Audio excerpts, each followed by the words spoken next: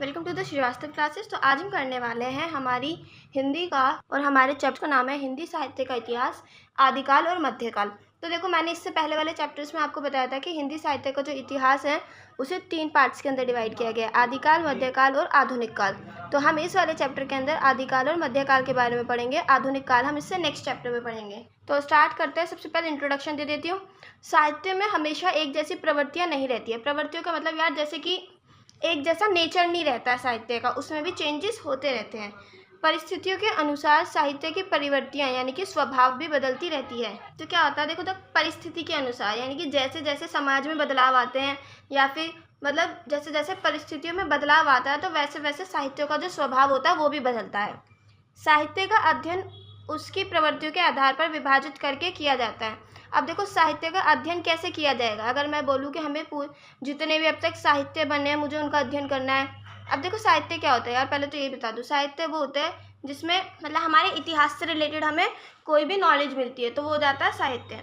तो देखो, साहित्य को उसकी प्रवृत्ति के आधार पर डिवाइड किया जाता है, यानी कि उसका स्वभाव कैसा है, किस टाइम पे लिखा गया, ठीक है ना, किसके बारे में लिखा गया, क्या लैंग्वेज यूज़ करी। तो इस टाइम मतलब उसकी प्रवृत्ति के हिसाब से साहित्य को डिवाइड किया जाता है, और इसी को काल विभाजन कहते हैं। ठीक है। जनवरी 1929 में आचार्य रामचंद्र शुक्ल ने हिंदी साहित्य का इतिहास ग्रंथ लिखा था, और इन्होंने मतलब ये जो ग्रंथ लिखा था ये हिंदी का सबसे पहला ग्रंथ था। इसके अलावा आचार्य रामचंद्र शुक्ल ने हिंदी साहित्य के इतिहास को 4 भागों में विभाजित किया। उन्होंने देखो, जो अपनी हिंदी साहित्य का इतिहास दिया था ना ग्रंथ, उन्होंने इसके अंदर हिंदी साहित्य के इतिहास को 4 भागों में डिवाइड किया था। सबसे पहले आदिकाल, जो कि 993 ईस्वी से लेकर 1318 ईस्वी तक है, इसको वीर गाथा काल भी बोलते हैं। दूसरा पूर्व मध्यकाल, ये 1318 से लेके 1643 तक है, इसको भक्ति काल भी बोलते हैं। थर्ड है हमारा उत्तर मध्यकाल। देखो, इसमें मध्यकाल को 2 पार्ट्स के अंदर डिवाइड किया है, ठीक है ना। तो इसमें 1643 से 1843 तक होता है, और इसको रीतिकाल भी बोलते हैं। आधुनिक काल जो होता है ये 1843 से आज तक चलता आ रहा है, और इसको गद्य काल बोलते हैं। अब सबसे पहले हम पढ़ते हैं अपना आदिकाल। ठीक है। तो आदिकाल को वीर गाथा काल भी कहा जाता है, ये पॉइंट मैंने आपको बता दिया।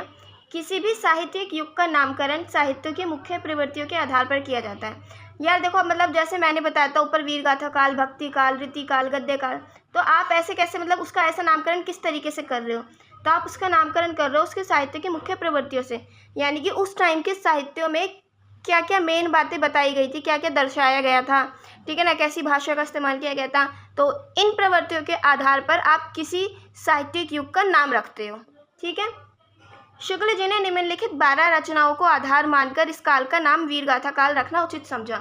यह देखो, सबसे पहले मैं बताती हूँ इसको वीर गाथा काल क्यों कहा जाता है, क्योंकि इस काल के अंदर ऐसे बहुत सारे साहित्यों की रचना की गई जिनमें वीर रस का इस्तेमाल किया गया। वीर रस यानी कि जिसमें युद्ध है ना, और राजाओं की वीरता वगैरह, इसको बहुत ज़्यादा दिखाया गया कि उस टाइम पे राजा शासक जो थे कितने वीर थे। ठीक है।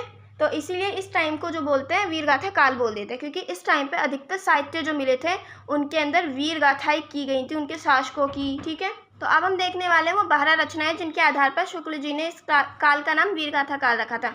तो विजय पाल रासो, हम्मी रासो, कीर्ति लता, खुमान रासो, बीसलदेव रासो, पृथ्वीराज रासो, कीर्ति पताका, जयचंद्र प्रकाश, जय मयंक, जय चंद्रिका, परमाल रासो, खुसरो की पहेलियाँ और विद्यापति की पदावली, ये ऐसी 12 रचनाएं थी जिनको आधार बनाकर शुक्ल जी ने इस काल का नाम वीर गाथा काल रखा था। दोबारा से बता दूँ, ये जितनी भी रचनाएं हैं इनके अंदर वीरता को बहुत ज़्यादा मतलब प्रमुख रखकर दिखाया गया है, दर्शाया गया है, और इसीलिए इसको वीर गाथा काल बोला है। डॉक्टर राजकुमार वर्मा ने हिंदी साहित्य के आदिकाल की अवधि जो है वो सन 750 से 1375 तक मानकर इन्होंने इसको 2 भागों में बांटा है।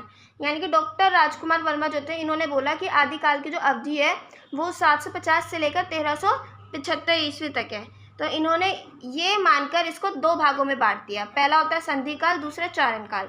तो उन्होंने इन जो 2 भागों में बांटा, तो संधि काल उन्होंने 750 से लेकर 1000 विक्रमी संवत तक रखा, और चारण काल को उन्हें 1000 से लेकर 1375 विक्रमी संवत तक रखा। अब देखो, ये विक्रमी संवत क्या होता है। देखो, अगर यार तुम इस डेट के अंदर 77 को प्लस कर दोगे, ठीक है, मतलब अगर आपने 750 में 77 प्लस किया तो क्या आ गया, 7 and 2 and 1 यानी कि 827। तो ये जो आ गई ये आपकी ईस्वी आ गई। अगर आप विक्रमी संवत टाइम में 77 प्लस कर देते हैं तो आपकी ईस्वी आ जाती है, और अगर ईस्वी में से 77 माइनस कर देते हैं तो विक्रमी संवत आ जाता है। मतलब काल को बताने के बस तरीके हैं, आप उसे ईस्वी में बता दो या फिर विक्रमी संवत में बता दो, ठीक है। नेक्स्ट है श्री राहुल सांकृत्यायन ने इस युग को सिद्ध सामंत युग कहा गया है। यानी कि देखो, इन्होंने श्री राहुल सांकृत्यायन ने इस युग को सिद्ध सामंत युग बोला है, ठीक है। और ये जो नाम था सिद्ध सामंत युग, ये ज़्यादा प्रचलित नहीं हो सका, यानी कि ये नाम ज़्यादा फेमस नहीं हुआ। और श्री राहुल सांकृत्यायन जो थे ये पुरानी हिंदी और अपभ्रंश को एक ही मानते हैं। यानी कि जो जिस टाइम पे मतलब हिंदी का विकास हो रहा था, और अपभ्रंश यानी कि वो भाषा जिसका बहुत पहले लोग, यानी उत्तर भारत में आधुनिक भाषा के विकास से पहले, यानी कि आधुनिक भाषा तब तक बनी भी नहीं थी, तो उस टाइम पे लोग जिस भाषा का इस्तेमाल करते थे उसको बोलते हैं अपभ्रंश, यानी कि बहुत प्राचीन भाषा, ठीक है ना। तो पुरानी हिंदी और अपभ्रंश को श्री राहुल सांकृत्यायन एक ही मानते थे। उनका मानना था कि ये दोनों एक जैसी, इनमें कुछ फर्क नहीं है। इस तरह सिद्ध सामंत युग नाम भी उस समय के साहित्य की प्रवृत्ति को स्पष्ट नहीं कर सका। तो इस तरह जो उन्होंने नाम दिया था सिद्ध सामंत युग, ये जो नाम था ये उस समय के साहित्य की प्रवृत्ति, यानी कि उस तरीके के उस समय के साहित्य का जो स्वभाव था, नेचर था, उसमें जिस तरीके की बातें कही गई थी उनको स्पष्ट नहीं कर रहा था ये नाम, यानी कि ये नाम उसके लिए बिल्कुल भी ठीक नहीं था। नेक्स्ट है हमारा आचार्य हजारी प्रसाद द्विवेदी ने इस प्रारंभिक काल को आदिकाल कहना सही समझा। अब देखो, आचार्य हजारी प्रसाद द्विवेदी ने ये जो काल था वीर गाथा वाला काल था, इन्होंने इसको आदिकाल कहना ही सही समझा। उन्होंने बोला ये बहुत परफेक्ट नाम दे दिया गया है आदिकाल, मैं इसके साथ सहमत हूँ। अब हम देखेंगे आदिकाल की कुछ परिस्थितियाँ, यानी कि उस टाइम पे राजनीतिक परिस्थिति कैसी थी, सामाजिक परिस्थिति, धार्मिक परिस्थिति, ये सब कैसी थी उस टाइम पे। तो सबसे पहले स्टार्ट करते हैं राजनीतिक से। तो उत्तर भारत में हर्षवर्धन का विशाल साम्राज्य जो था, यानी कि हर्षवर्धन का जो पूरा साम्राज्य था वो उनकी मृत्यु के बाद विघटित हो गया था, यानी कि खत्म हो गया था, और राजपूतों का उदय हुआ था और अनेक अनेक छोटे राज्य स्थापित हो गए थे। यानी कि जब राजपूत थे उनका भारत में उदय होने लगा था और बहुत छोटे छोटे राज्य जो थे वो बनने लगे थे। 1175 ईस्वी में मोहम्मद गोरी ने मुल्तान पर अधिकार कर लिया। यानी कि 1175 एक टाइम आया जब मोहम्मद गोरी ने मुल्तान पर अपना अधिकार कर लिया, अपना कब्जा कर लिया। और 1193 ईस्वी में पृथ्वीराज की हार के बाद, यानी कि पृथ्वीराज चौहान जो थे उनकी हार हो गई, तो जो आक्रमण था, यानी कि जो आक्रमण करने वाले लोग थे, आक्रमणताओं, उनके लिए भारत का द्वार खुल गया। यानी कि फिर आक्रमणताएं जो थे वो भारत में आने लगे, भारत पर आक्रमण होने लगे। 1206 ईस्वी तक बंगाल सहित उत्तर भारत में नए विदेशी शासन की व्यवस्था हो गई। क्या हुआ, 1206 ईस्वी जो थी इसके टाइम तक बंगाल में, उत्तर भारत में नए विदेशी शासन की स्थापना होने लगी। यानी कि विदेशी मतलब बाहर से लोग आने लगे और अपने शासन करने लगे, तो उसे बोला है नए विदेशी शासन की स्थापना होने लगी। दास, खिलजी और तुगलक वंश के पठानों का शासनकाल 1206 से लेकर 1414 ईस्वी तक मंदिरों, पुस्तकालयों और संस्कृतों के केंद्रों को नष्ट करने का काल है। अब देखो, दास, खिलजी और तुगलक वंश, ये जितने भी वंश थे इस टाइम पे, यानी कि जो पठानों का शासन था वो 1206 से लेकर 1414 ईस्वी तक चला। तो इस टाइम पे इन वंशों ने क्या किया, मंदिरों को, पुस्तकालय और संस्कृति के जितने भी केंद्र थे इनको खत्म करना शुरू कर दिया। इसीलिए इनके काल को संस्कृति को नष्ट करने का काल भी कहा जाता है। यानी कि जिस समय पर भारत की संस्कृति को नुकसान पहुंचाया जा रहा था ये वो समय था। अब हम बात करते हैं धार्मिक परिस्थिति की, यानी कि उस टाइम पे धर्म से रिलेटेड क्या परिस्थिति थी। तो धर्म की दृष्टि से मुसलमानों के प्रवेश से पहले हिंदी प्रवेश में बौद्ध और हिंदी विचारधारा में संघर्ष चल रहा था। देखो क्या हुआ, मुसलमान अभी तक आए नहीं थे भारत के अंदर, तो हिंदी प्रदेश में बौद्ध और हिंदी विचारधारा, यानी कि हिंदी में बौद्ध और हिंदी विचारधारा को लेकर संघर्ष चल रहा था कि हिंदी में बौद्ध विचारधारा को डालें या फिर हिंदी विचारधारा को डालें। दूसरा था काशी, यानी कि जो हिंदुओं का मुख्य केंद्र था, और नालंदा बौद्धों का मुख्य केंद्र था। यानी कि उस टाइम पे काशी जो थी वो वहाँ पे ज़्यादा हिंदू पाए जाते थे, तो नालंदा जो था वहाँ पे बौद्धों का मुख्य केंद्र था। यानी कि इन धर्मों को ज़्यादा फॉलो किया जाता था, ठीक है। शंकराचार्य के समय से ही बौद्ध प्रभाव समाप्त होने लगा था। फिर क्या हुआ, शंकराचार्य आए और जब उनका समय आया तो क्या हुआ, बौद्ध प्रभाव जो था वो समाप्त होने लगा था। यानी कि बौद्ध धर्म का जो प्रभाव था लोगों के ऊपर वो धीरे धीरे खत्म होने लगा था शंकराचार्य के टाइम से। मुसलमानों के आक्रमण एवं नालंदा की समाप्ति के बाद बौद्ध धर्म की विचारधारा नामपंथी विचारधारा में लुप्त हो गई। देखो क्या हुआ, मुसलमानों ने आक्रमण किया भारत के ऊपर, और नालंदा जो हमारा नालंदा विश्वविद्यालय था या जो जगह थी वो पूरी तरीके से ख़त्म कर दिया नालंदा को। तो क्या हुआ, उसकी वजह से बौद्ध धर्म की जो विचारधारा थी वो नामपंथी विचारधारा में कहीं ना कहीं गुप्त हो गई, क्योंकि देखो लुप्त हो गई। देखो मैंने आपको बताया था नालंदा जो थी यहाँ पे बौद्ध धर्म ज़्यादा लोग पाए जाते थे, बौद्ध धर्म के लोग यहाँ पे बौद्ध धर्म को ज़्यादा फॉलो किया जाता था, बौद्ध विचारधारा को। तो जब नालंदा ही ख़त्म हो गया, नालंदा विश्वविद्यालय को ही बिल्कुल पूरी तरीके से ख़त्म कर दिया, तो जो बौद्ध धर्म की विचारधारा थी वो नामपंथी विचारधारा में कहीं ना कहीं गुम हो गई। हिंदुओं में भी शैव, शाक्त और वैष्णवों में संघर्ष होते रहते थे। अब देखो हिंदुओं में अलग अलग जैसे जाति वगैरह मतलब लोग होते हैं ना, उनमें शैव, शाक्त और वैष्णव, ठीक है ना। यानी कि देखो इनका भगवान को पूजा करने का तरीका अलग होता है इनका, कि एक भगवान को कोई मानता है कोई नहीं मानता है, मतलब इस तरीके से। तो इनमें संघर्ष होते रहते थे उस टाइम पे बहुत ज़्यादा इन धर्मों के बीच में। और पौराणिक धर्म और अवतारवाद की धारणाओं ने इस समय हिंदू विचारधारा को प्रभावित किया। यानी कि जो पुराने धर्म थे, पौराणिक धर्म जो हमारे पुराणों के अंदर बताया हुआ है कि धर्म कैसा होता है, और अवतारवाद यानी कि जो मूर्तियों वगैरह की हो, जो हम मानते हैं आज के टाइम पे भी कि राम जी ने 10 अवतार लिए या इतने अवतार लिए, तो जो अवतारवाद की जो धारणा थी उस टाइम पे हिंदू विचारधारा में को बहुत ज़्यादा प्रभावित करने लगी थी। यानी कि हिंदू पुराणों में लिखे हुए धर्म और अवतारवाद को मानने लगे थे। मुस्लिम आक्रमणताओं के साथ सूफी साधक और फ़कीर भी आए। तो देखो जब भारत में मुस्लिम आक्रमणताएँ आई, यानी कि देखो अकबर ने आके भारत पर अपना कब्जा किया, और बाहर से जितने भी मुस्लिम शासक आए थे जिन्होंने भारत पर आक्रमण करके भारत पर अपना शासन किया, तो उनके साथ साथ सूफी साधक और फ़कीर भी आए थे। तो ये था कि धार्मिक स्थिति क्या थी उस टाइम की। अब हम देखेंगे सामाजिक, यानी कि उस टाइम पे समाज किस तरीके का था। तो 7वीं से 10वीं सदी तक बाहर से आई हुई अनेक जातियों को हिंदू समाज ने अपनाया। यानी कि 7 से लेकर 10वीं सदी तक बाहर से कितनी भी जातियां आई हों, हिंदू समाज ने उन्हें अपना लिया, भाई बहन समझकर सबको अपना लिया। वर्ण व्यवस्था तो थी उस वक्त पे वो नाम मात्र रह गई थी। अब देखो वर्ण व्यवस्था क्या होती है भारत में ना, मतलब उस टाइम पे 4 वर्ण बांटे हुए थे, ब्राह्मण, क्षत्रिय, शूद्र, वैश्य। उनके काम के आधार पर, यानी कि जो पूजा पाठ करेंगे और जो पढ़ते हैं वो ब्राह्मण हो गए, और जो लड़ाई करते हैं और ये सब हो गए क्षत्रिय, और जो खेती बाड़ी करते हैं और दूसरे काम करते हैं ये हो गए वैश्य, और जो छोटे मोटे काम करते हैं बचे हुए ना, यानी कि नॉनवेज को काटना, कसाई वगैरह का जो काम होता है ये क्या हो गया, ये शूद्रों में आ जाता था। इनको बोला जाता है कि जो तुच्छ लेवल का काम करते हैं, छोटे लेवल का काम करते हैं, वो शूद्र कहलाते हैं। तो देखो ये वर्ण व्यवस्था थी उस टाइम पे, तो वो नाम मात्र रह गई थी। यानी कि लोग जो थे वर्ण व्यवस्था को ज़्यादा फॉलो नहीं करते थे, उनके लिए सब एक बराबर थे, कोई ऐसा शूद्र ब्राह्मण कुछ ऐसा सिस्टम नहीं था उन लोगों के लिए। नई नई जातियों का उदय हो रहा था, यानी कि नई नई जातियाँ बनकर उभर रही थी। ब्राह्मण और क्षत्रियों के ही नहीं, वैश्य और शूद्रों के भी भेद बन गए। यानी कि देखो क्या हुआ, ब्राह्मण और क्षत्रिय में नए नए भेद आ गए, जैसे कि हिंदुओं में आता है। मैं कहती हूँ ब्राह्मणों में भी 4 तरीके के ब्राह्मण हो जाते हैं, कोई कहता हम शर्मा है, कोई कहता हम कौशिक है, कोई कहता हम भारद्वाज है। तो क्या हुआ, भेद बन जाते हैं, यानी कि ब्राह्मण में भी अलग अलग तरीके के ब्राह्मण हो गए, वेराइटीज़ हो गई। तो ब्राह्मण और क्षत्रियों के ही भेद नहीं बने थे उस टाइम पे।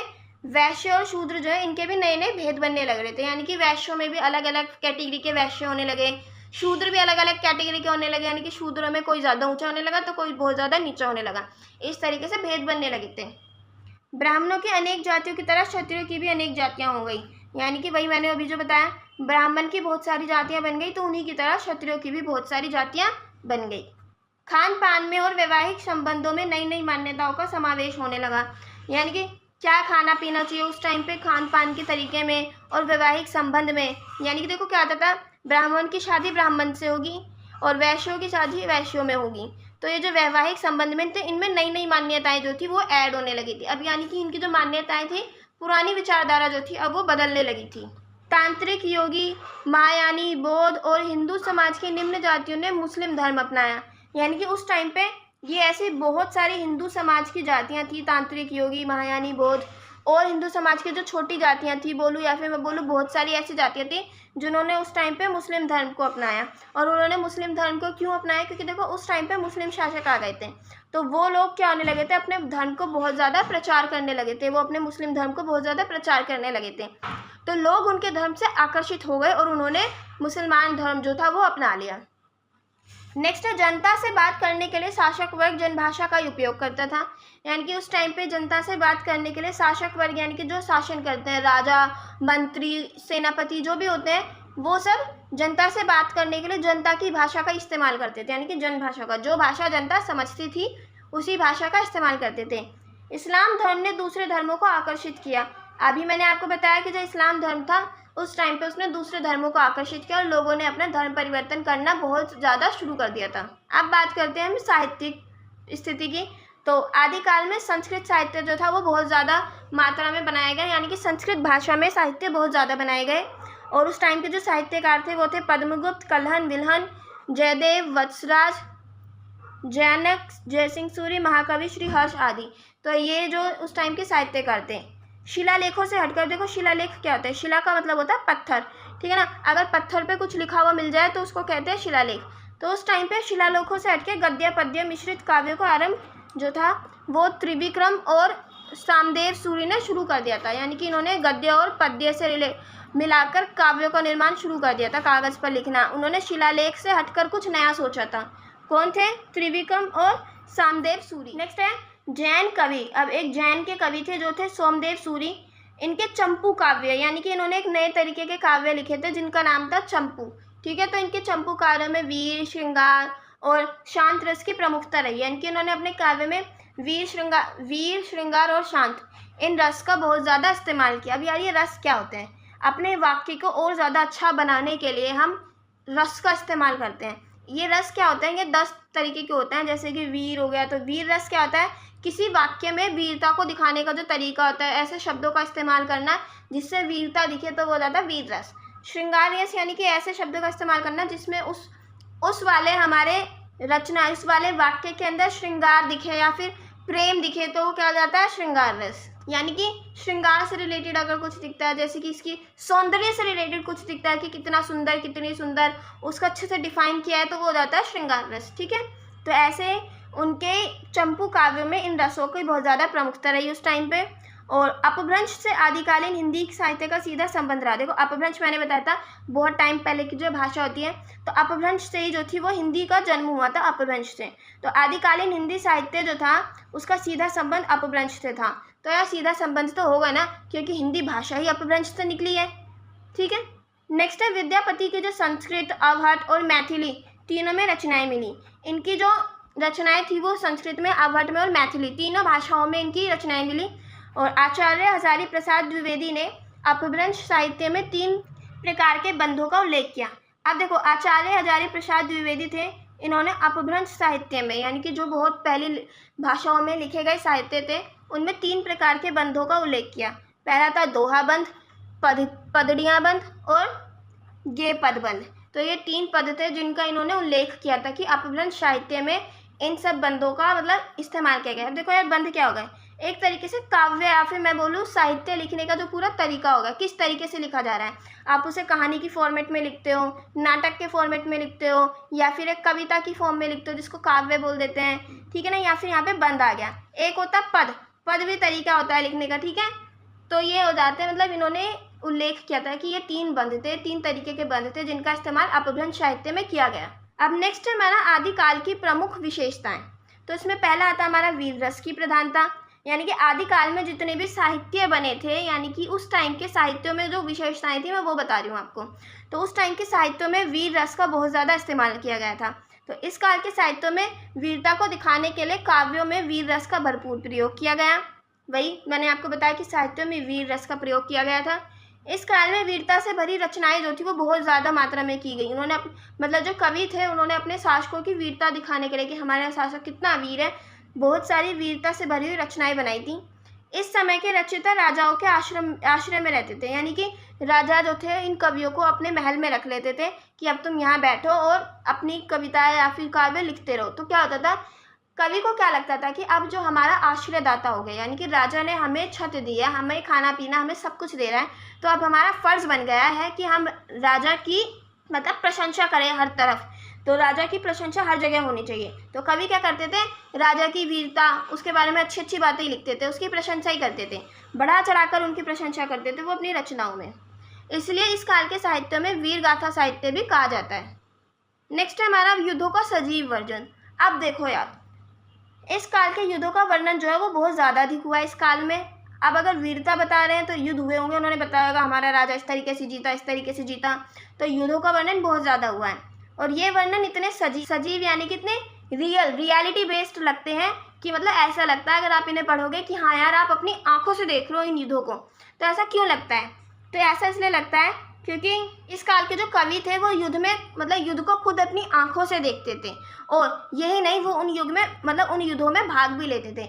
अगर आप किसी चीज़ के बारे में सुनकर उसके बारे में लिख रहे हो तो आपको भी पता होगा आप इतने अच्छे से नहीं लिख सकते हो, और यही आपने किसी चीज़ को एक्सपीरियंस किया है, आपने उसे अपनी आंखों से देखा है, तो आपको उस चीज़ को डिस्क्राइब करने का तरीका ही अलग होगा। तो यही इसमें बोला है, कवि उस टाइम पर उन युद्धों को अपनी आंखों से देखते थे और यहाँ तक कि उनमें भाग भी लेते थे, इसीलिए उन्होंने जो युद्धों का वर्णन किया हुआ है इन साहित्य के अंदर वो इतने रियलिटी बेस्ड किया हुआ है कि ऐसा लगता है अगर हम उन्हें पढ़ते हैं तो कि हाँ यार हमारी आंखों के आगे सब कुछ चल रहा है। भाषा की बात की जाए तो इस काल में 5 भाषाओं की रचना प्राप्त होती है, यानी कि 5 भाषाओं से लिखे हुए साहित्य मिलते हैं, अपभ्रंश, डिंगल, खड़ी बोली, ब्रजभाषा और मैथिली।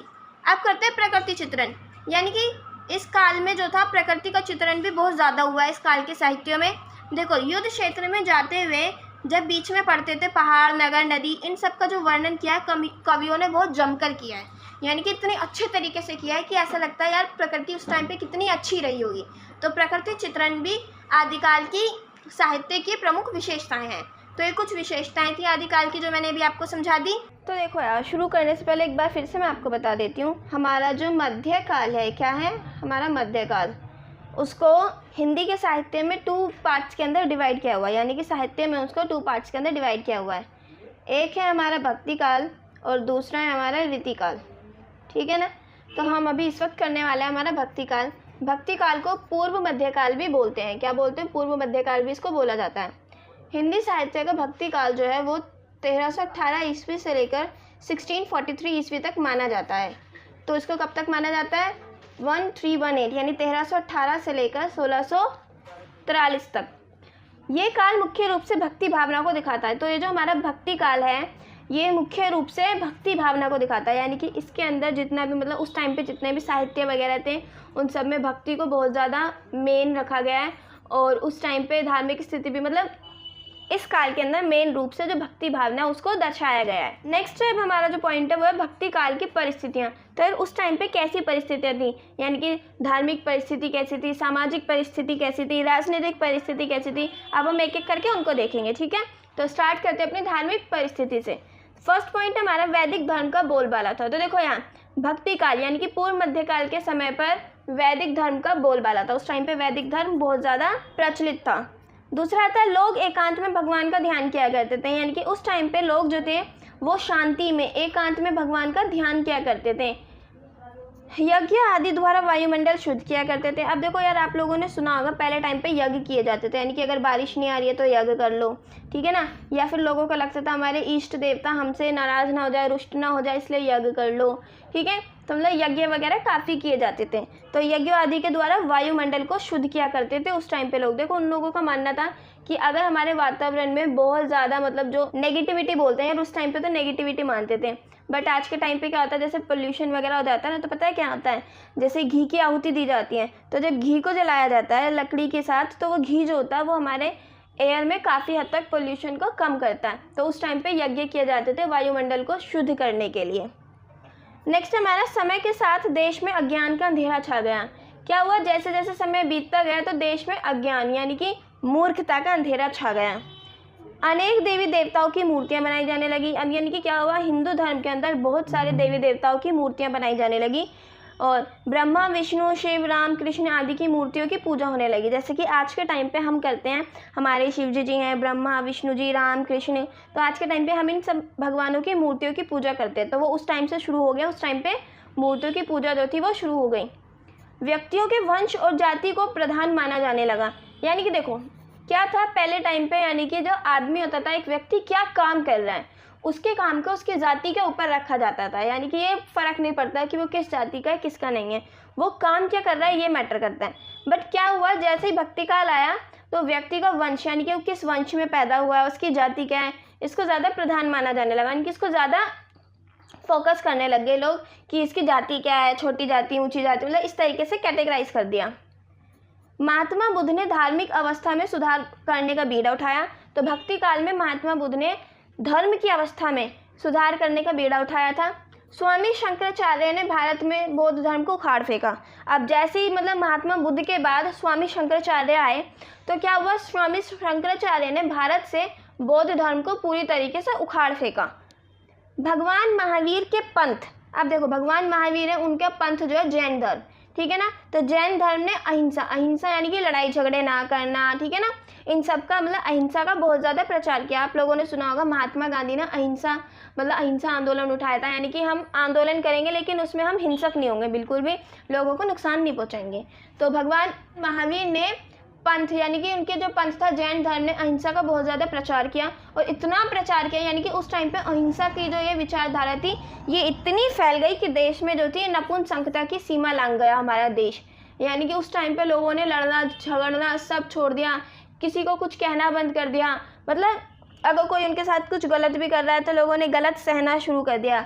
तो उस टाइम पे देश जो था वो नपुंसकता की सीमा लांघ गया था। पाखंड, निकम्मापन, स्वार्थ और निर्धनता ने जनता को घेर लिया। तो क्या हुआ, लोग दिखावे में पड़ने लगे, निकम्मापन, स्वार्थ यानी कि लालचीपन और गरीबी ने जनता को घेर लिया था। मुसलमानों की अवस्था भी कुछ ऐसी ही थी, वो भी बाहरी आडंबरों में यानी कि दिखावे पर ज़्यादा बल देते थे, यानी कि वो भी उनके यहाँ पे भी एक माला फेरते हैं, वो भी नमाज पूजा रोजे मतलब इन सब में ज़्यादा लग गया। जैसे हिंदू धर्म अपने आडंबरों में लग गया, तो ऐसे ही मुस्लिम धर्म जो था वो भी दिखावे में आडंबरों पर उन पर भी ज़्यादा बल दिया उन लोगों ने भी। तो ये तो थी धार्मिक स्थिति। अब बात करते हैं हम राजनीतिक स्थिति की। तो भारत की राजनीतिक दशा सम्राट हर्षवर्धन के बाद से ठीक न थी। यानी कि देखो जो सम्राट हर्षवर्धन थे उनके टाइम तक तो भारत की राजनीतिक दशा जो थी, स्थिति जो थी वो काफ़ी हद तक ठीक थी, बट जैसे ही इनकी मृत्यु हुई, इनकी मृत्यु के बाद जो राजनीतिक दशा थी वो खराब होने लगी। उनके बाद केंद्रीय शासन जो था वो निर्बल हो गया और भारत के विभिन्न भागों पर राजपूतों और विदेशी जातियों का अधिकार हो गया। यानी कि पहले तो हर्षवर्धन का सारा राज था, लेकिन अब क्या हुआ, बहुत सारे ऐसे हिस्से हैं जहाँ पे राजपूतों ने राज करना शुरू कर दिया और विदेशी जातियाँ आने लगी बाहर से, जिन्होंने भारत पर अपना अधिकार कर लिया। मुसलमानों ने भी इसी समय पर भारत पर आक्रमण करने शुरू कर दिए थे। देखो यार, यहाँ पे मैं जो मैं वर्ड यूज़ कर रही हूँ ना मुसलमान, देखो मैंने ना आपकी बुक से और थोड़ा सा गूगल से कंटेंट लिया, तो आप ये मत सोचना कि मतलब मैं कैसे वर्ड्स यूज़ कर रही हूँ यार, मैंने वही बुक की लैंग्वेज आपके लिए यूज़ की है, तो कोई भी बिल्कुल इसको पर्सनली मत लेना, ठीक है। तो यहाँ पे हमें बोला गया है कि जो मुसलमान थे उस टाइम पे अकबर, खिलजी, बाबर ये सब आए थे, तो उन्होंने क्या किया, भारत पर आक्रमण करना शुरू कर दिया था। महमूद गजनवी और मोहम्मद गोरी ने भारत में बहुत लूटमार किया। यानी कि देखो, जो मैंने भी बताया था कि जो मुसलमानी शासक थे उन्होंने भारत पर आक्रमण करना शुरू कर दिया था, तो उनमें एक महमूद गजनवी और दूसरे आते हैं हमारे मोहम्मद गोरी, इन्होंने भारत में बहुत लूटमार किए, ठीक है ना। और क्या हुआ, लेकिन जो खिलजी, गुलाम और तुगलक वंश के लोग थे इन्होंने भारत पर शासन किया। यानी कि कुछ ऐसे भी आए जिन्होंने भारत में लूटमार करके जो भाग गए, उन्होंने और कुछ नहीं करा, मंदिर तोड़वाए, मतलब भारत में विध्वंस किया। लेकिन कुछ ऐसे भी शासक आए जिन्होंने भारत पर शासन किया। मुसलमानी शासकों ने लगभग 200 वर्षों तक शासन किया, यानी कि इन्होंने लगभग 200 साल तक शासन किया। लेकिन इन शासकों में से अधिकतर शासक जो थे वो ऐसे थे, उन्होंने अपनी जनता के प्रति सहानुभूति नहीं दिखाई। यानी कि उन्हें घंटा फर्क नहीं पड़ता था उनकी जनता किस अवस्था में जी रही है, उनकी जनता की सारी जो ज़रूरतें थी वो पूरी हो रही है नहीं हो रही हैं, उन्हें इससे कुछ फ़र्क नहीं पड़ता था, उन्हें अपनी अय्याशियाँ पूरी करनी थी बस। जिसके कारण क्या हुआ, दोनों धर्म के जो अनुयायी थे, अनुयायी होते हैं जो पालन करने वाले थे, धर्मों का पालन करने वाले जो लोग होते हैं, तो दोनों धर्मों के अनुयायी जो थे, और हाँ एक और बात, अनुयायी वो भी होते हैं जो धर्म का पालन करते हैं और आगे इसका प्रचार प्रसार करते हैं, ठीक है। तो जो दोनों धर्म के अनुयायी थे इनमें प्रेम भाव नहीं था बिल्कुल भी, ये मतलब इन दोनों में एक दूसरे के बिल्कुल भी प्रेम की भावना नहीं थी। नेक्स्ट आता है हमारा सामाजिक परिस्थिति। तो उस टाइम पे समाज की परिस्थिति कैसी थी, तो देखो शुरू में तो समाज जो था वो उसमें 4 वर्ण थे समाज के अंदर, वर्ण यानी कि 4 वर्ग बांटे हुए थे एक तरीके से जाति की तरह। तो उसमें ब्राह्मण, क्षत्रिय, शूद्र और वैश्य, ये जो थे हमारे ये 4 वर्ण थे उस टाइम पे। लोगों के काम को आधार बनाकर वर्णों का विभाजन किया गया था। यानी कि देखो ये वर्ण किस आधार पर बनाए गए थे, ये था लोगों के काम को आधार बनाकर। यानी कि जो लोग पूजा पाठ करेंगे और पढ़ाई करेंगे वो होते हैं ब्राह्मण, जो खेती बाड़ी करेंगे मतलब जो लड़ाई वगैरह करेंगे वो होते हैं क्षत्रिय, और वैश्य आते तीसरे नंबर पे, जो मतलब वैश्य में आते हैं वो लोग जो खेती बाड़ी करते हैं या फिर दूसरे काम करते हैं जीविका चलाने के लिए, तो वो जाते हैं वैश्य। और शूद्र में आते हैं वो लोग जो बचे कुचे बहुत मतलब निचले काम करते हैं, जैसे कि उस टाइम पे मैं उस टाइम का एग्जांपल दे रही हूँ फ्रेंड्स, ठीक है ना। तो उस टाइम पे जैसे होता था मुर्दों को उठाने का काम, उन्हें गाड़ने का काम, उन्हें जलाने का काम, या फिर जो मरे हुए एनिमल्स वगैरह होते हैं उनको उठाने का काम, ठीक है ना, और जानवरों को काटने का काम, ये सब होता था शूद्र का काम। तो मतलब जो बहुत छोटे काम होते थे इन सब में तो बांट देते कि जो लोग छोटे काम करेंगे उनको बोल देंगे शूद्र, तो उनको काम के आधार पर बांटा हुआ था। इस काल में क्या हुआ, ये क्रम जो था बिगड़ गया। यानी कि अब इस क्रम यानी कि इसके हिसाब से, काम के हिसाब से इन्हें घंटा फर्क नहीं पड़ता था। अब क्या होता था, ब्राह्मण का अनपढ़ बेटा भी ब्राह्मण कहलाने लगा, और शूद्र का अगर कोई पढ़ा लिखा बेटा, अध्यापक बेटा भी है तो वो भी शूद्र कहलाने लगा। यानी कि इस टाइम के आते आते अब तुम्हारा काम मैटर नहीं करता है कि तुम क्या काम करते हो, अब इस टाइम पे मैटर करता था कि तुम किस जाति के अंदर पैदा हो रहे हो, ठीक है ना, ये ज़्यादा मैटर करता था। इस न्याय यानी कि इस न्याय विरोधी व्यवस्था का बौद्ध धर्म ने बहुत ज़्यादा खंडन किया। यानी कि ये कि अब ब्राह्मण का कोई अनपढ़ बेटा भी ब्राह्मण कहलाया, मतलब ये जो था जाति व्यवस्था जो थी, इसका बहुत ज़्यादा खंडन किया गया बौद्ध धर्म के द्वारा। जब बौद्ध धर्म क्षीण हो गया यानी कि खत्म हो गया, तो ब्राह्मण धर्म ने दोबारा से जोर पकड़ा। फिर क्या हुआ, मतलब कर्म के बजाय जन्म को ज़्यादा महत्व दिया जाने लगा। यानी कि ये मैटर नहीं करता था आपके कर्म कैसे, आप क्या काम करते हैं, ये मैटर करता है, बल्कि कि आप किस धर्म में पैदा हुए हैं या फिर किस वंश में आपका जन्म हुआ है, तो जन्म को थोड़ा ज़्यादा महत्व दिया जाने लगा। साधु सन्यासियों में भी भेदभाव चल रहा था। यानी कि उस टाइम पे साधु सन्यासी, इनमें भी भेदभाव चलना शुरू हो गया, इनमें भी भेदभाव आ गए। हर वर्ग अपने आप को तीसमार खान समझता था, तो उस टाइम पे हर वर्ग अपने आप को तीसमार खान समझता था, कोई भी झुकने को तैयार नहीं था। लोग पाखंड करने लग गए थे। पाखंड यानी कि लोग दिखावा करने लग गए थे पूजा पाठ वगैरह का, मतलब कुछ मतलब दिल से नहीं करते थे, सब कुछ दिखावा करने लग गए थे दूसरे को नीचा दिखाने के लिए। और सामान्य लोगों को जो ध्यान था वो भगवान की ओर नहीं था। यानी कि मैं यहाँ पे इस्लाम धर्म की भी बात करती हूँ और हिंदू धर्म की भी, तो वो भगवान या फिर अल्लाह की तरफ उनका ध्यान बिल्कुल भी नहीं था, दिखावा करने पे था उस टाइम पे लोगों का ध्यान। धन रत्न के लालच में मनुष्य को खत्म किया जा रहा था। यानी उस टाइम पे क्या हुआ, धन यानी कि पैसा का लालच इतना बढ़ गया कि इंसान दूसरे इंसान को मारते हुए एक पल भी नहीं सोचता था कि यार हम भी इंसान है, दूसरा भी, मतलब ऐसे कैसे मार सकते हो। तो उस टाइम पे ये भी बहुत ज़्यादा चल गया था। और यहाँ तक कि अपने संतान बेचकर भी धन कमाने में लोगों को संकोच न था। यानी कि अगर किसी को अपने बच्चों को बेचकर भी पैसा कमाना है, टाइम पे लोगों ने मतलब उनके मन में बिल्कुल भी संकोच नहीं आया कि ये हम क्या कर रहे हैं। तो ये थी सामाजिक व्यवस्था, समाज में इस तरीके की परिस्थिति उस टाइम पे। अब बात करते हैं भक्ति काल की प्रमुख धारा की, ठीक है। तो इसमें यार देखो, भक्ति काल की जो है दो धाराओं में से विभाजित किया गया भक्ति काल को। पहली आती है हमारी निर्गुण भक्ति धारा, दूसरी आती है सगुण भक्ति धारा। तो अब सबसे पहले हम पढ़ेंगे निर्गुण भक्ति धारा। तो देखो, निर्गुण ब्रह्म निराकार यानी कि जिसका आकार ना हो है। तो इसमें क्या बोल रहे हैं, निर्गुण भक्तिधारी में जो है इनके हिसाब से ब्रह्म यानी कि भगवान जो है वो निराकार है। निराकार यानी कि जिसका आकार ना हो। तो निर्गुण भक्तिधारा के अनुसार भगवान का कोई आकार नहीं है, भगवान की कोई शरीर नहीं है, भगवान एक भाव है, भक्ति है। तो इनके हिसाब से ऐसा था कि भगवान का कोई आकार नहीं है। इसके भक्तों का मानना होता है कि ईश्वर का कोई आकार नहीं होता है, उसको एक निश्चित आकार नहीं दिया जा सकता। यानी कि जैसे आज के टाइम पे हमने शिव जी के शिवलिंग बना ली, राम जी को आप सब देखते हो एक आकार में, मतलब मनुष्य आकार में देखते हो, शरीर में देखते हो। तो इन लोग मतलब इस धारा के जो लोग थे यानी कि इन भक्तों का मानना था कि भगवान को कोई एक आकार नहीं दिया जा सकता है। निर्गुण भक्ति करने वाले लोग किसी भी देवी देवता को नहीं मानते थे।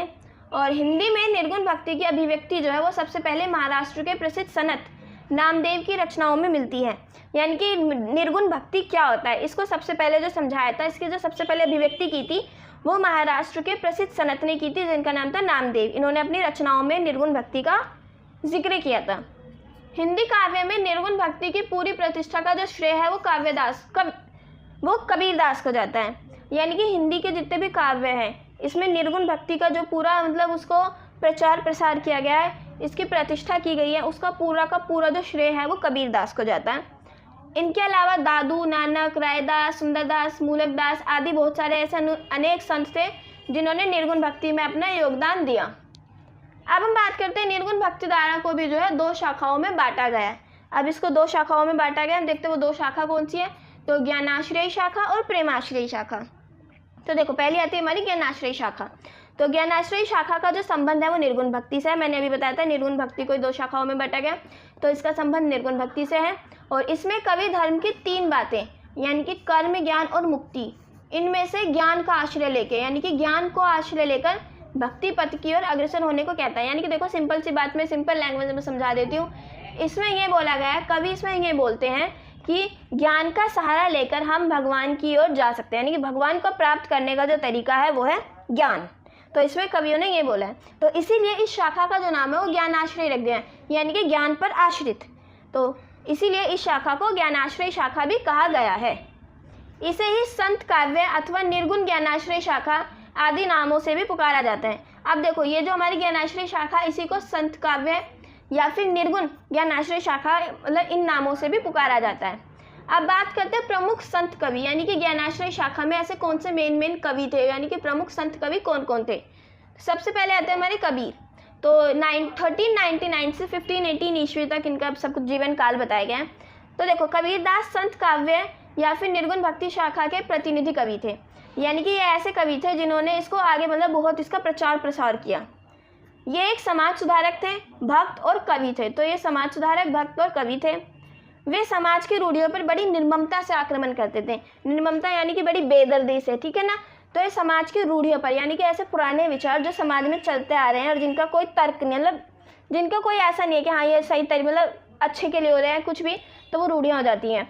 तो रूढ़ियों की मतलब रूढ़ियों के ऊपर उन्होंने बहुत ही गंदे तरीके से, बेदर्दी से आक्रमण करते थे ये। और इनके काव्य में निर्गुण ईश्वर की उपासना, यानी कि ऐसे भगवान की उपासना करनी चाहिए मतलब जिनका आकार ना हो। पाखंड का खंडन, यानी कि दिखावा नहीं करना चाहिए। जाति का विरोध किया गया और सदाचार आदि का वर्णन किया गया।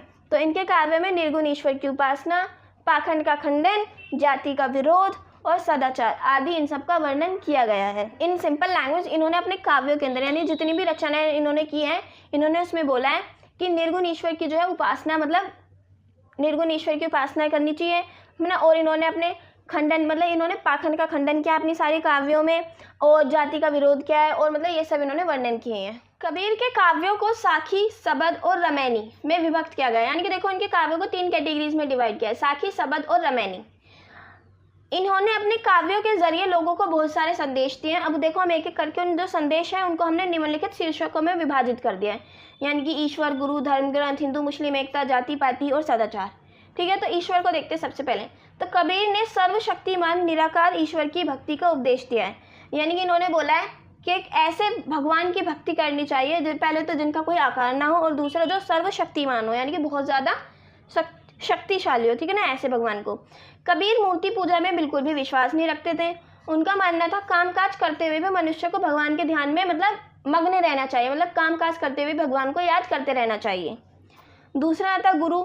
तो कबीर ने गुरु को ईश्वर के समान माना, यानी कि उन्होंने गुरु को ईश्वर के समान बैठाते आएंगे। इनके हिसाब से गुरु में और ईश्वर में कोई फर्क नहीं है। तीसरा आता हमारा धर्म ग्रंथ।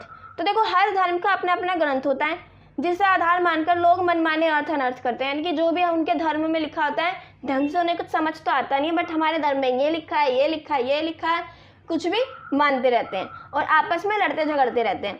कबीर ने लोगों को इनसे ध्यान हटाकर सच्चाई की खोज करने को कहा। तो कबीर ने कहा कि अपना ध्यान धर्म ग्रंथों से हटाकर सच्चाई की तरफ अपने ध्यान को आकर्षित करो। उनका मानना था कि ग्रंथ झूठे नहीं हैं, लेकिन लोग जो है उनके तत्व को समझ नहीं पाए हैं, यानी कि लोगों को समझ नहीं आता कि धर्म ग्रंथ कहना क्या चाहते हैं। उन्होंने धर्म ग्रंथ को झूठा नहीं बताया है। नेक्स्ट आता हमारा जो टॉपिक है वो है हिंदू मुस्लिम एकता। तो देखो कबीर ने दोनों धर्मों को समान बताया है और उनकी दृष्टि से सब लोग एक ही भगवान की संतान है। उनके हिसाब से भगवान अलग अलग नहीं है, एक ही भगवान होते हैं। और अपनी वाणी द्वारा उन्होंने दोनों धर्मों को जोड़ने का महान कार्य किया। उन्होंने बहुत कोशिशें की, ऐसे काम किए जिनसे दोनों धर्म आपस में जुड़ सके। नेक्स्ट आता है हमारा जाति पाति। तो देखो दोनों धर्मों के लोग अनेक जातियों में बटे हुए थे, यानी कि अलग अलग जातियाँ बटी हुई थी धर्मों के अंदर। हर जाति अपने आप को ऊंचा समझकर अभिमान में डूबी रहती थी कि हम सबसे ऊपर, हम सबसे ऊपर, हम सबसे ऊपर। तो कबीर ने क्या कहा कि गुणों को प्रधान मानना चाहिए, ना कि जाति को। तो उन्होंने गुणों को प्रधान माना और जाति को तुच्छ। उनके हिसाब से जाति कुछ भी हो, उन्हें जाति मैटर ही नहीं करती, इंसान के गुण मैटर करते हैं। नेक्स्ट आता है हमारा सदाचार। तो देखो कबीर सत्य, अहिंसा, शील यानी कि शांति, संतोष, दया, क्षमा आदि के पालन पर विशेष बल देते हैं। कबीर के हिसाब से सच, अहिंसा, शांति, संतोष, दया और माफ़ करने जो जितने भी सारी मतलब आदतें हैं एक इंसान के अंदर, ये सब होनी चाहिए। उनके द्वारा सदाचार ही प्रभु भक्ति का प्रमुख द्वार है। तो इनके हिसाब से अगर आपको प्रभु की प्राप्ति करनी है, यानी कि भगवान को प्राप्त करना है, तो उसके लिए आपके अंदर ये सभी गुण होने चाहिए।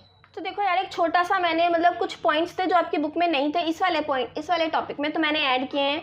तो इनका पूरा नाम था संत कबीरदास और इनका जन्म जो था वो लगभग 1398 ईस्वी में हुआ था। काशी में लहर तारा ताल में पाए गए थे। यानी कि देखो जो इनके जन्म को लेकर बहुत सारी बातें हैं कि मतलब अभी तक लोगों को कंफर्म नहीं पता, लेकिन इनकी रचनाओं को पढ़कर जो अनुमान लगाया गया है वो ये लगाया गया है कि इनका जन्म 1398 के आसपास हुआ था, काशी में हुआ था। और ये जो थे लहर तारा ताल में बहते हुए पाए गए थे। और इनकी मृत्यु जो हुई थी वो सन 1518 में हुई थी और मगध उत्तर प्रदेश में हुई थी। इनके जो पालक माता पिता उनका नाम है नीरू और नीमा। देखो जो इनके असली माता थी उन्होंने इनको बहा दिया था।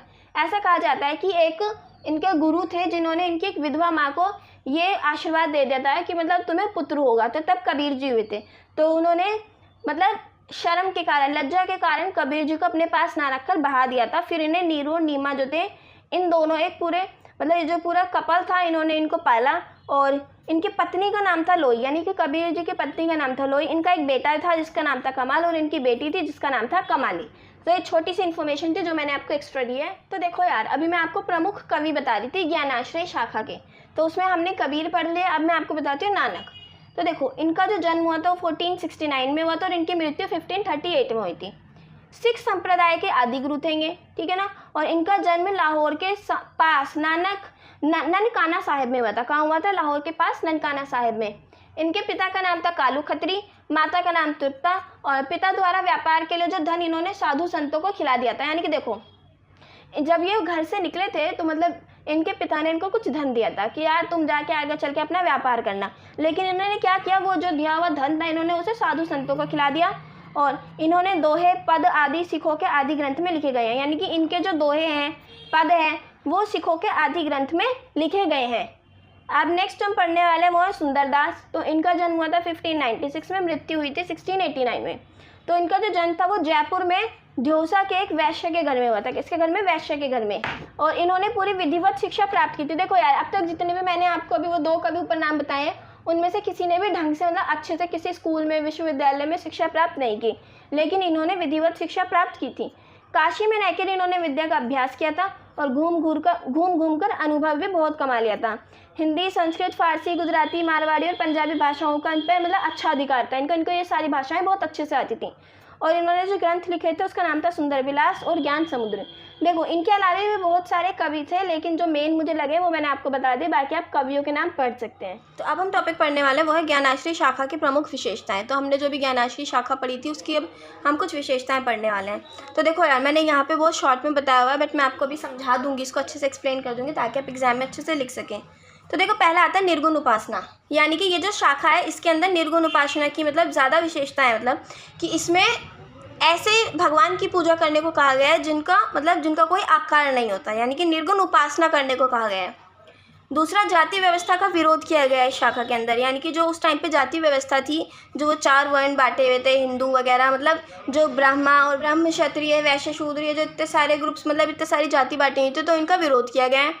तीसरा आता है निरक्षर कवि। यानी कि देखो इस टाइम पे जितने भी कवि थे, यानी कि जो मैंने अभी आपको बताया था कबीर, नानक, ठीक है ना, तो ये अधिकतर जो थे निरक्षर थे। यानी कि इन्होंने कहीं जाके पढ़ाई नहीं की थी, ठीक है। और निरक्षर यानी कि आप ये भी बोल सकते हैं एक तरीके से जो कम पढ़े लिखे हो, अनपढ़, ठीक है ना, उस टाइप से। देखो अनपढ़ तो यार वो थे नहीं, बट यहाँ पे निरक्षर का मतलब ये आ जाता है कि उन्होंने किसी स्कूल में जाके अच्छी वाली जो मतलब जिसे बोलते हैं प्रॉपर शिक्षा प्राप्त नहीं की थी, बट शिक्षा उन्होंने फिर भी प्राप्त की थी। फोर्थ आ जाता है हमारा पाखंड विरोध। यानी कि इसमें दिखावे का विरोध करने की बात कही गई है कि दिखावा नहीं करना चाहिए, ठीक है ना, इन सब का। फिफ्थ आता है हिंदू मुस्लिम की एकता की इसमें बात कही गई है। और सिक्स्थ आता है हमारी गुरु की महत्ता। यानी कि इस शाखा के अंदर गुरु को बहुत ज़्यादा महत्व दिया गया है कि गुरु जो होता है वो बिल्कुल भगवान के बराबर होता है। नेक्स्ट जो हम करने वाले हैं वो है प्रेमाश्रय शाखा। अब देखो यार, अभी हमने पहले पढ़ी थी हमारी ज्ञानाश्रय शाखा, अब दूसरे हम पढ़ने वाले प्रेमाश्रय शाखा। तो देखो इसको सूफी काव्य भी कहा जाता है। हमने जैसे बताया था ज्ञानाश्रय शाखा जो होती है उसको संत काव्य भी बोलते हैं, तो ऐसे हमारी प्रेमाश्रय शाखा होती है, इसको सूफी काव्य भी बोलते हैं, ठीक है ना। देखो मैंने बताया था ज्ञानाश्रय शाखा में क्या होता है, ज्ञान के ऊपर, यानी कि ज्ञान को ऊपर आश्रित होकर हम भगवान को कैसे प्राप्त कर सकते हैं, इसमें वो सारी बातें बताई गई है। लेकिन अब ये प्रेम आश्रय यानी कि प्रेम पर आश्रित होकर, यानी कि प्रेम के जरिए अब हम भगवान को कैसे प्राप्त कर सकते हैं, इसमें वो सब बताया गया है। तो सबसे पहले समझा देती हूँ सूफी शब्द की व्युत्पत्ति, यानी कि सूफी शब्द जो था उसकी उत्पत्ति कैसे हुई है। तो देखो कुछ लोगों का मानना है कि सऊदी अरब के नगर मदीना में मस्जिद के सामने एक सुफ़ा यानी कि सब चबूतरा था।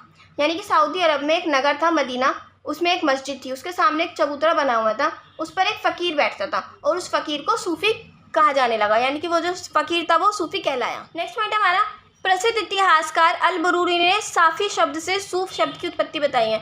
इन्होंने बताया है कि जो साफ़ी शब्द है इससे निकला है हमारा सूफ़ शब्द, ठीक है। किसने बताया? प्रसिद्ध इतिहासकार अल बरूनी ने।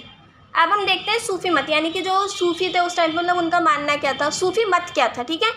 तो देखो सूफी मत की जो संपूर्ण साधना है वो प्रेम पर आश्रित है। यानी कि सूफियों का मानना है कि जो पूरी साधना होती है, यानी कि भगवान को देखो, भगवान को प्राप्त करने के लिए हम साधना करते हैं, भक्ति करते हैं, तो इनके हिसाब से जो साधना है वो पूरी तरीके से प्रेम पर आश्रित है।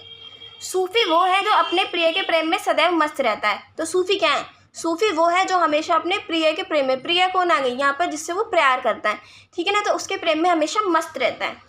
प्रेम ज्ञान की भांति ईश्वरीय देन है। इनका मानना है कि जो प्यार है वो ज्ञान की भांति ईश्वर की दी हुई एक देन है, यानी कि प्यार हमें ईश्वर ने दिया है। ईश्वर का प्रेमी वही हो सकता है जिसे ईश्वर प्रेम करता है। अब इनका ये भी मानना है कि भगवान का प्रेमी सिर्फ वही हो सकता है जिसे भगवान प्यार करता है। देखो, सूफी मत में प्रेम के साथ साथ सौंदर्य को, यानी कि खूबसूरती को भी बहुत ज़्यादा महत्वता प्रदान की गई है, और ईश्वर को ही प्रेम और सौंदर्य का स्रोत माना है, कि यानी प्यार और सुंदरता जो है इनका जो स्रोत है वो भगवान है। संत काव्य की तरह, देखो संत काव्य हमने पीछे पढ़ा था, उसकी तरह सूफी काव्य में भी गुरु को बहुत ज़्यादा महत्व दिया गया है। उनके लिए भी गुरु जो है सबसे ऊपर होता है, और इसमें प्रेम का जो आश्रय है, प्रेम का आश्रय लेकर भगवान तक जाने का तरीका बताया गया है, इसलिए इसे प्रेमाश्रय शाखा भी कहते हैं। तो ये क्लियर हो गया होगा। नेक्स्ट हम करने वाले हैं प्रेमाश्रय शाखा, यानी कि सूफी काव्य की क्या क्या विशेषताएं हैं। तो उसमें फर्स्ट आता है निर्गुण ईश्वर में विश्वास, यानी कि यार देखो, प्रेमाश्रय शाखा में भी जो भक्त थे, लोग थे, कवि जो थे, वो भी निर्गुण ईश्वर की, मतलब निर्गुण ईश्वर में विश्वास रखते थे। उनके हिसाब से भी भगवान का कोई आकार नहीं होता है, कुछ नहीं होता है, ठीक है। नेक्स्ट आता है हमारा गुरु की महिमा, यानी कि इन्होंने भी अपने काव्यों में गुरु को बहुत ज़्यादा ऊपर माना है, इनके हिसाब से भी गुरु सर्वश्रेष्ठ है। थर्ड हमारा साधना की 4 अवस्थाएं। देखो यार, इनमें इन्होंने साधना की 4 ऐसी स्टेज बताई हैं, अवस्थाएं यानी कि स्टेज बताई हैं, ठीक है ना। अगर कोई व्यक्ति उन चारों स्टेजेस को पार कर जाएगा तो उसको भगवान की प्राप्ति हो जाएगी, तो ये बोला गया है। तो देखो, नासुत, मलकुत, मारिफत और हकीकत, ये 4 साधनाएं हैं। अगर कोई साधक इन अवस्थाओं को पार कर लेता है तो उसे सत्य, सच्चाई यानी कि परमात्मा की प्राप्ति हो जाती है। नेक्स्ट आता है हिंदू मुस्लिम एकता। तो देखो, इसमें भी जो कवि है उन्होंने हिंदू मुस्लिम की एकता की बात कही है। और नेक्स्ट है शैतान को बाधक मानना। देखो यार, सूफी कवियों ने जो है खुदा और परमात्मा की प्राप्ति के रास्ते में बाधक के रूप में शैतान को बोला है, यानी कि अगर कोई भगवान की प्राप्ति करना चाहता है, फिर खुदा को प्राप्त करना चाहता है, तो बीच में जो रुकावटें आती हैं, बाधक आते हैं, उन्हीं को उन्होंने शैतान का नाम दे दिया गया है। नेक्स्ट आता है प्रबंधात्मकता, यानी कि सूफी रचनाएं जो है वो प्रेम आख्यानक, यानी कि प्रेम से संबंधित है, यानी कि प्रबंध काव्य है, तो उन्हें प्रेम कथाओं के, यानी कि उनके अंदर प्रेम कथाओं के वर्णन है, इसलिए इनको प्रबंधात्मकता भी बोला गया है, ठीक है। अब देखो, नेक्स्ट हम देखते हैं इस टाइम के जो फेमस कवि रहे हैं, वो है मलिक मोहम्मद जायसी। इन्होंने जो उनका एक रचना दी थी वो थी पद्मावत। नेक्स्ट है शेख रहीम और नसीर, ये कुछ फेमस कवि रहे हैं इस टाइम के। तो देखो यार, मैंने अभी आपको भक्ति काल के 2 वो बताए थे, कि मतलब इसको भी 2 कैटेगरीज के अंदर डिवाइड किया हुआ है। पहला बताया था मैंने आपको निर्गुण भक्ति धारा, दूसरा होता है हमारा सगुण भक्ति धारा। तो निर्गुण भक्ति धारा में भी मैंने आपको 2 शाखाएं बताई थी, पहली होती है प्रेमाश्रय, दूसरी थी ज्ञानाश्रय, ठीक है। तो ये मैंने क्लियर कर दिया आपको। अब मैं आपको बताने वाली हूँ सगुण। तो देखो, सगुण भक्ति काव्य धारा क्या होती है। देखो, निर्गुण के अंदर हम ऐसे भगवान को मानते हैं जिनका कोई आकार नहीं होता, ठीक है, बट यही सगुण इसका उल्टा है, इसके अंदर ईश्वर को एक आकार दिया गया है। यानी कि आज के टाइम पे जो हम राम जी, कृष्ण जी हम मानते हैं, तो हम सगुण भक्ति धारा के भक्त हो गए, यानी हम उसको फॉलो करते हैं, क्योंकि हमारे हिसाब से हमारे भगवान का एक रूप है, चेहरा, उनका आकार है, ठीक है। तो जो लोग सगुण भक्ति करते हैं वे किसी न किसी शरीरधारी इंसान को ईश्वर मानते हैं, यानी कि जिनका कोई शरीर होता है, एक ऐसे दिखने वाले इंसान को भगवान मानते हैं और उनकी पूजा करते हैं, जैसे कि राम, कृष्ण और शिव। सगुण भक्ति धारा को भी 2 शाखाओं में बांटा गया है, राम भक्ति शाखा और कृष्ण भक्ति शाखा। और ये जो काल था इसे साहित्य क्षेत्र में स्वर्ण युग कहा जाता है, ठीक है ना। अब एक एक करके देखते हैं राम भक्ति शाखा। तो देखो, इसे राम काव्य के नाम से भी जाना जाता है, और इस काल के अंदर हमें जितनी भी रचनाएं मिलती हैं उसमें हमें राम जी के बारे में सारी बातें मिलती हैं, यानी कि इसलिए इसको राम भक्ति शाखा कह दिया गया है। अब देखो, इसमें जो जितने भी राम काव्य, यानी कि जो काव्य मिले इस टाइम पे, वो सारे राम जी से रिलेटेड थे। तो पृथ्वीराज रासो ने लिखे थे, इसमें 10 अवतार के अंतर्गत राम अवतार का भी वर्णन है। रामानंद के भक्ति विषयक पद, सूरदास की रामचरिती, ईश्वरदास की राम जन्म, अंगद, पैज, भरत मिलाप, दोहा चौपाई, तुलसीदास की रामचरितमानस, भक्तिपूर्ण पद जैसे पदावली, ध्यान मंजरी, अष्टयाम। नाभादास ने भी अष्टयाम और रामचरित के पदों की रचना की। सोढ़ी मेहरबान ने भी आदि रामायण लिखी।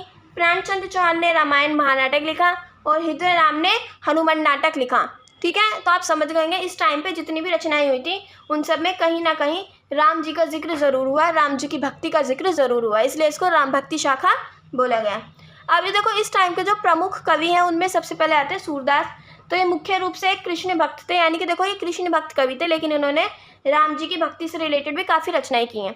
तो इन्होंने राम के बारे में भी पदों की रचना की है, इसलिए ये राम भक्ति शाखा के कवियों में भी आते हैं। सूर ने, देखो यहाँ पे सूरदास लिखा है, शॉर्ट फॉर्म में सूर बोला गया है। सूर ने राम के बारे में जो पद लिखे हैं वे सूर रामचरित्र और सूर सरावली है, यानी कि वो ये दो नाम दे दिए गए हैं उनको, सूर रामचरित्र और सूर सरावली। अब बात करते हैं तुलसीदास।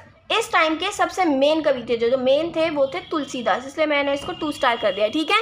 तो मैंने निर्गुण धारा बताई थी, तो उस टाइम के मैंने आपको बताए थे कबीर, और इस टाइम पे सबसे मेन आ जाते हैं तुलसीदास। राम काव्य के सर्वश्रेष्ठ कवि गोस्वामी तुलसीदास माने जाते हैं, यानी कि राम काव्य जो है इसके, राम भक्ति शाखा जो है इसके जो सबसे फेमस कवि है वो गोस्वामी तुलसीदास है। इनका जन्म शूरक क्षेत्र के अंतर्गत राजापुर ग्राम में हुआ था और इनका बचपन बहुत ज़्यादा कष्ट में बीता था। इनका बचपन, इनके माता पिता का निधन जो था वो बचपन में ही हो गया था, और बचपन में ही ये राम नाम का उच्चारण करने लग गए थे, यानी कि राम राम राम तो उच्चारण करने लग गए थे।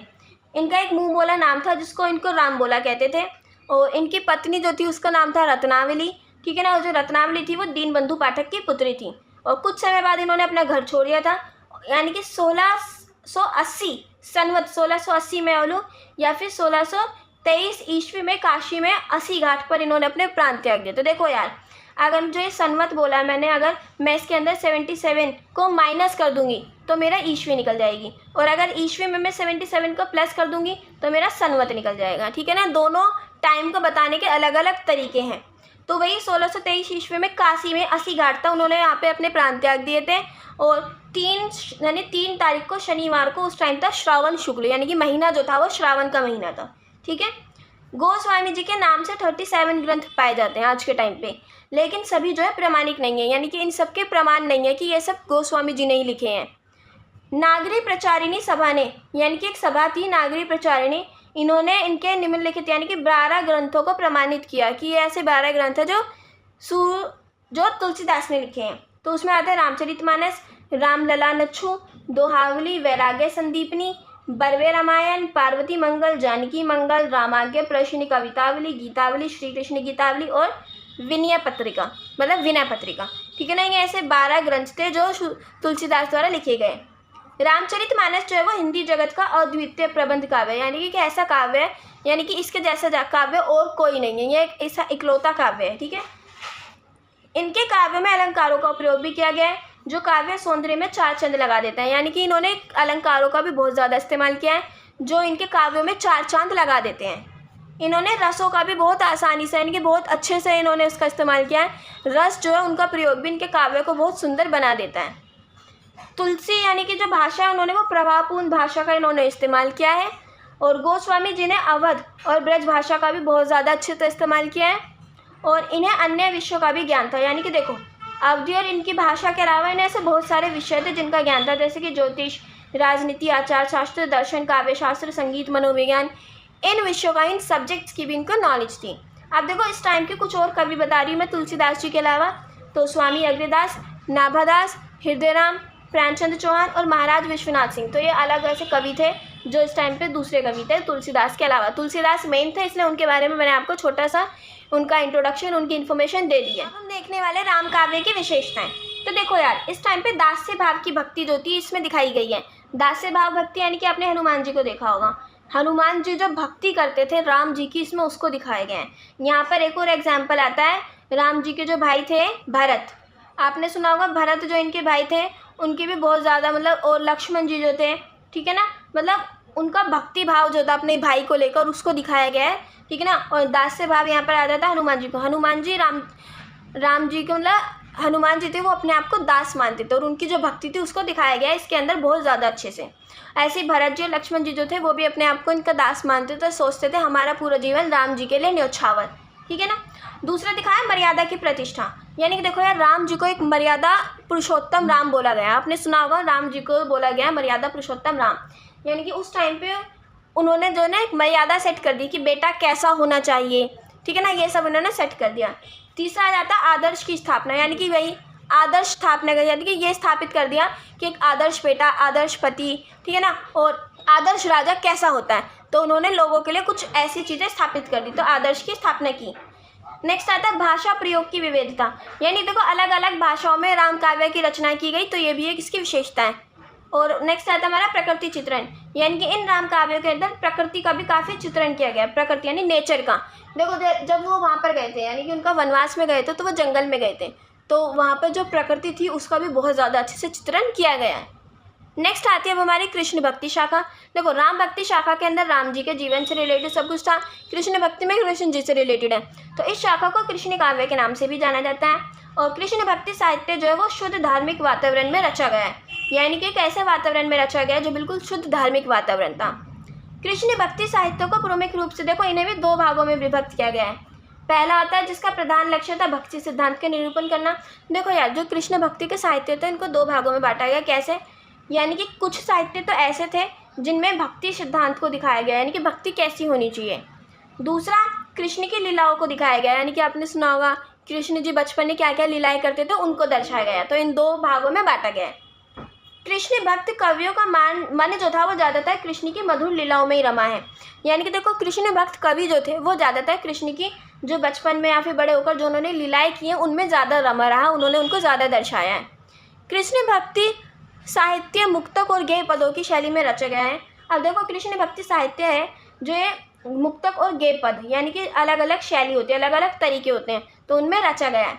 अब इस टाइम के जो प्रमुख कवि थे वो थे सूरदास, कुंभनदास, परमानंद दास, कृष्णदास, चित स्वामी, गोविंद स्वामी और नंददास। ठीक है, तो ये कुछ प्रमुख कवि थे। अब हम इनमें से मेन जो पढ़ने वाले हैं वो सूरदास जी के बारे में पढ़ने वाले हैं। तो इनका जन्म 1478 में हुआ था, वैशाख शुक्ल में, ब्राह्मण कुल में हुआ था और सीही नामक गांव में हुआ था। इनकी जो रुचि थी वो पहले गाने में और यानी कि गाना बजाने में थी, और 1496 के बाद जो थे वो गौघाट नामक स्थान पर आ बसे। क्या हुआ? गौघाट नाम एक जगह थी, यहाँ पर आ गए। 1510 में वल्लभाचार्य जो थे उनसे इनकी मुलाकात हुई, इनसे मिले, और तभी से सूर के जीवन का जो लक्ष्य था वो कृष्ण की लीलाओं का गान करना हो गया। यानी कि वल्लभाचार्य जी से मिलने के बाद सूर ने अपने जीवन का लक्ष्य बना लिया कि अब जो है ये कृष्ण जी की लीलाओं को ही गान करेंगे, इनका प्रचार प्रसार करेंगे। उनके पदों में जो है दास्ता का भाव देखने को मिलता है। दास्ता यानी कि दास, यानी कि गुलामी का, जो एक तरीके से गुलामी नहीं कह सकते यार, देखो यार, अगर दास यानी कि वो जो अपने मालिक को अपना भगवान माने, ठीक है ना, तो दास्ता का जो भाव है वो देखने को मिलता है इसमें। अब बात करते हैं सूर की रचनाओं की। तो अधिकांश साहित्यकारों ने जो है सूर सारावली, साहित्य लहरी और सूर सागर को इनकी रचनाएं माना है, ठीक है ना। और इनकी मृत्यु हुई थी 1583 में पारसोली में। इनके पिता का नाम था पंडित रामदास सारस्वत और गुरु थे इनके आचार्य वल्लभाचार्य। भाषा जो इन्होंने अपने काव्यों में लिखी थी वो थी ब्रज भाषा। अब बात करते हैं कृष्ण भक्ति या फिर कृष्ण काव्य की विशेषताओं की। तो देखो यार, इसमें कृष्ण लीलाओं का बहुत ज़्यादा अच्छे से वर्णन किया गया है, और बाल लीला वर्णन, यानी कि कृष्ण जी जब छोटे थे बचपन में जो उन्होंने बाल लीलाएं की उनका भी वर्णन किया गया है। कांत, वात्सल्य और सख्व भाव की प्रधानता।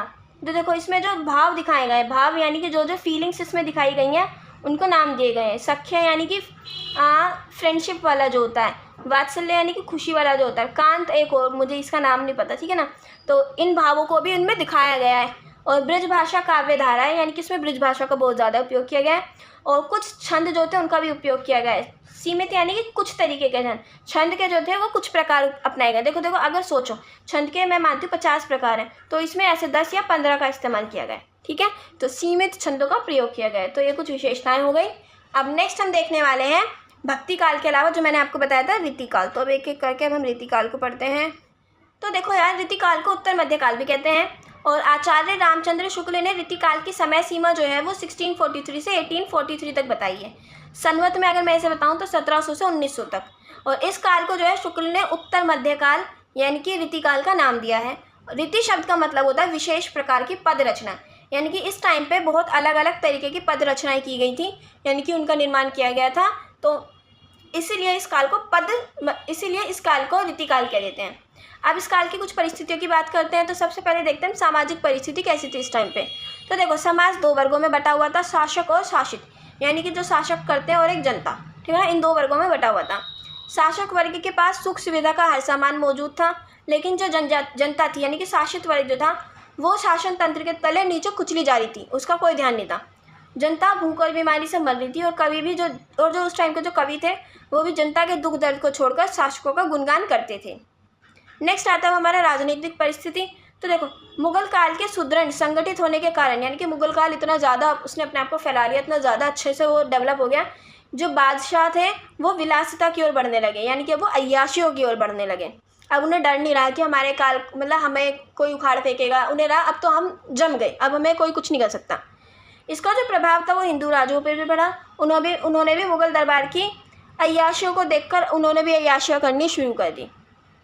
राज दरबारों में शान शौकत और दिखावे की होड़ होने लगी, यानी कि हर कोई कहने लगा मेरा जो दरबार है वो ज़्यादा अच्छा होना चाहिए। हर राजा जो था वो अय्याशियों के मतलब मामले में होड़ करने लगा कि मैं तुझसे ज़्यादा अय्याशी करूँगा। क्या तू जो ऐसी इतनी सी अय्याशी कर रहा है, रुक जाए तुझे तो मैं दिखाता हूँ, मैं तुझसे ज़्यादा अय्याशी करूँगा। तो इसकी होड़ होने लगी। राजाओं ने अपने दरबार में कवियों को आश्रय देना शुरू कर दिया। अब ये क्यों किया, मतलब राजाओं ने अपने दरबार में कवियों को रखना शुरू कर दिया। और ऐसा इन्होंने इसलिए किया, अगर कवि को रखेंगे तो कवि उनके बारे में गुणगान करेगा, चारों तरफ उनकी वाहवाही होगी, ठीक है ना। कवियों ने अपने काव्यों में शासकों के गुणगान करने शुरू कर दिए।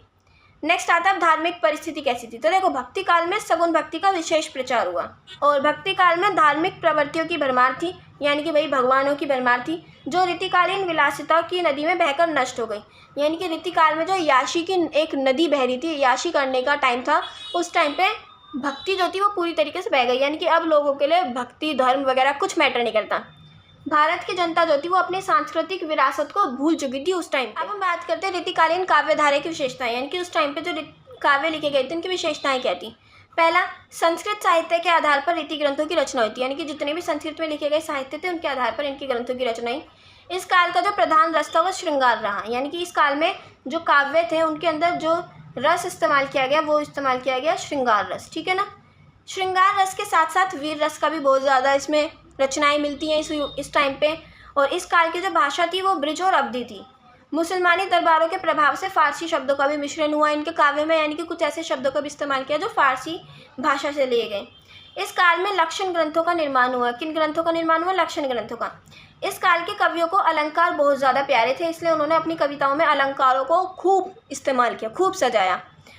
कवि मतलब सभी कवि जो थे उन्होंने मुक्तक शैली को अपनाया। कौन सी शैली को? मुक्तक शैली। शैली देखो एक होता है लिख करने किसी काम को करने का तरीका, स्किल्स जो होती हैं, ठीक है। तो उन्होंने मुक्तक शैली को अपनाया और कवियों ने भाव पक्ष की बजाय जो था कला पक्ष को ज़्यादा दर्शाया, यानी कि अब उन्होंने भक्ति भाव को दिखाने की बजाय कलाएँ जो थी उन्हें ज़्यादा दिखाना पसंद किया। अब इस टाइम के जो प्रमुख कवि और उनकी रचनाएँ उन्हें बता देती हूँ। चिंतामणि, इन्होंने कविकुल, कल्पतरु, रस विलास इनकी रचनाएँ की। मतीराम, इन्होंने रसराज, ललित ललाम और व्रतक कौमुदी की रचनाएं की। थर्ड, राजा जसवंत सिंह, इन्होंने भाषा भूषण। और गुरु गोविंद सिंह, इन्होंने जो रचनाएं की उनके नाम थे सुनीति प्रकाश, सर्वसोलह प्रकाश और चंडी चरित्र। नेक्स्ट, केशवदास, इन्होंने भूषण, बिन्ना, बिरजई, कविता, बनिता, भित्त और रसिक प्रिय और कवि प्रिय इन रचनाओं की मतलब इनकी रचना की।